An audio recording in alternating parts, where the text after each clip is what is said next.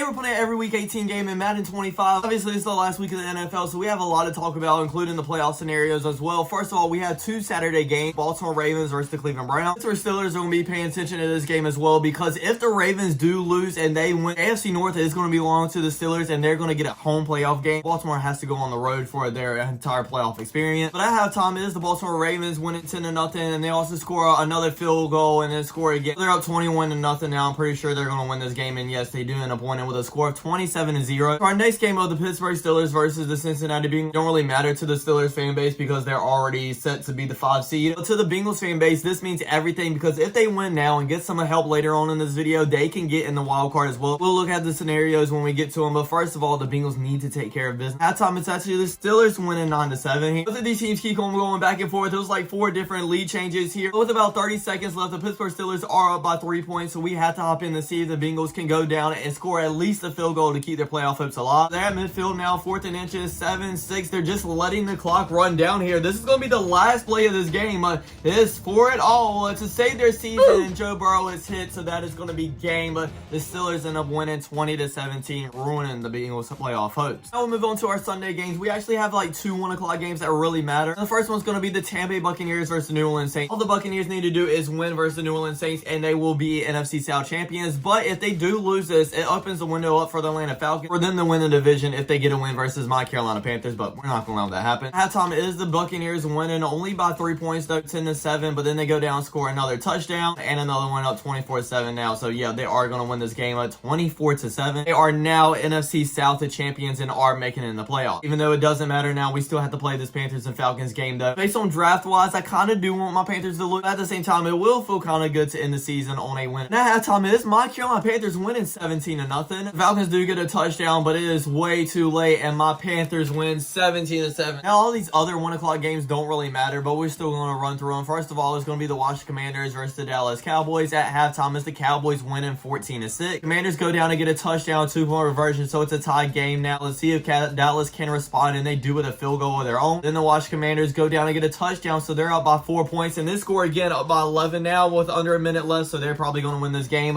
And yes, they do. Commanders winning 28-23. We have an NFC North rivalry, and the Chicago Bears and the Green Bay Packers. I don't really know if you want to call it a rivalry, because the Bears have only beat the Packers 3 times since 2010. That time, it is the Bears winning here 3-0. They go down, score a touchdown, so 10-0 now. Could this be the 4th time since 2010? And yes, they do end up winning 13-0. Bears fans can celebrate a little bit, I guess. I mean, they don't make the playoffs or anything, but that's still a huge win for somebody that's been completely dominating them since 2010. The next up, we have the Houston Texans versus Tennessee Titans. At time, it is the Titans actually winning 10-3 here, but then the Texans go down, score a touchdown, so it's a tied game. Entering the 4th quarter, the Titans go down and get a field goal with about a minute left. Let's see if the Texans can get into field goal range. A little play action pass with about 30 seconds left. Deep shot downfield, and that is going to put them in the field goal range with 25 seconds left. End up trying this field goal out. The snap is good. The kick is up, and the field goal is good as well. We're actually going to have our first overtime game of this video. The Texans get the ball first in overtime. All they need to do is get a touchdown to win this game, and that's exactly what they do. They win 19-13. Now, our second AFC South matchup is going to be the Colts versus the Jaguars. At halftime, the Colts are winning 14-10. The Jaguars go down and get a touchdown, but then the Colts score right back, but then the Jags score right back. The Colts score right back as well. A tie game here, 24-24 with under a minute left. The Jaguars go downfield and end up scoring a field goal to win 27-24. We have the Bills and Patriots playing. And after recording this video, the Bills are one of very few teams that actually say that they're going to sit their starters. So I am going to sub Mitch Trubisky in. I guess we'll sit James Cook as well. So with those benchings at halftime, it's actually the Patriots winning 14-6. The Bills go down and score a field goal in the 3rd quarter, but that's actually the only other points that will be scored in the second half. So the Patriots do win 14-9. Eagles also announced that Saquon Barkley won't be going for the record, so they will be sitting him as well. And then obviously, I'm pretty sure they'll sit Jalen Hurts as well. At halftime, it's a tie game here, 14-14, and then the Eagles go down and get a touchdown, so up by 7 points here. The Giants do go down and get a field goal and do get the ball back, so all they need to do is get a touchdown here to win the game. They drive downfield but don't end up getting it, so the Eagles do win 21-17. Okay, now that we're done with our 1 o'clock games, we can actually get some excitement back into this video, because the 425 slot actually has some playoff things going on. That is the battle for the 7th seed in the AFC. First of all, we have the Denver Broncos playing the Kansas City Chiefs, and if they get this win, they do clinch that 7th seed. If they lose, it opens the door wide open for the Dolphins to make it, because then all they need to do is beat the New York Jets to be in that 7th seed. It's also another little wrench starting in that plan, because the Kansas City Chiefs are going to be sitting their starters, so the Denver Broncos should be favored in this game and should win it. Versus Carson Wentz. We're also going to sit Kareem Hunt, Isaiah Pacheco, Travis Kelce, Chris Jones as well, so the Broncos should win this game. At halftime, they actually are winning 14-7 for another touchdown. I don't think they're going to have enough time to come back, and they're not. The Broncos are actually going to win 28-10, so sorry Dolphins, but you're eliminated from playoff contention. This game is going to be the Chargers versus Raiders. I would think that the Chargers would sit their starters just because they're already in the playoffs, but it's no word that come out that they are going to do that or not, so I didn't sit them for this game. Halftime is the Chargers winning 10-7.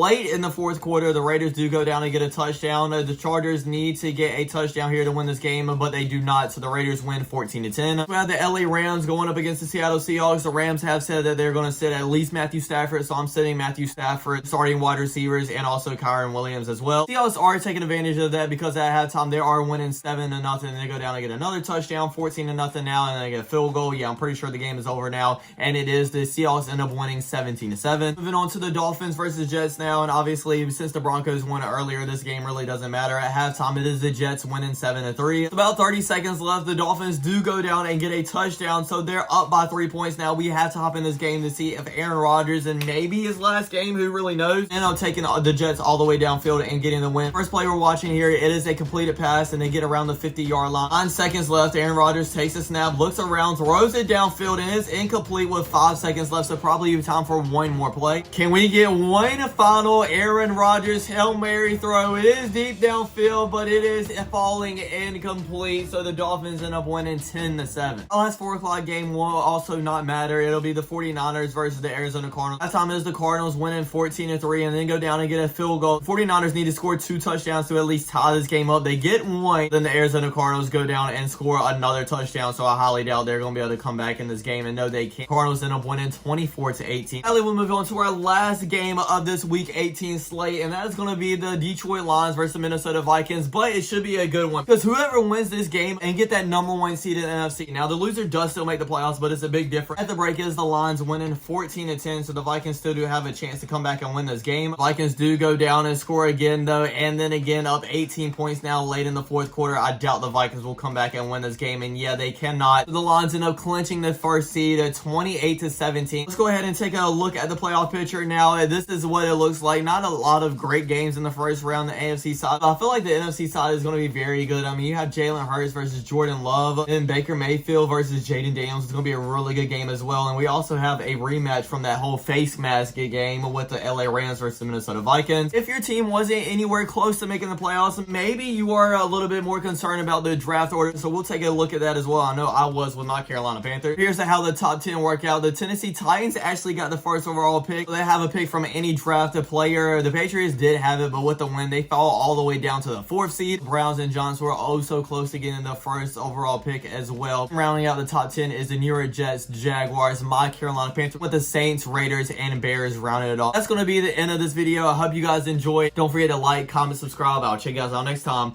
Peace.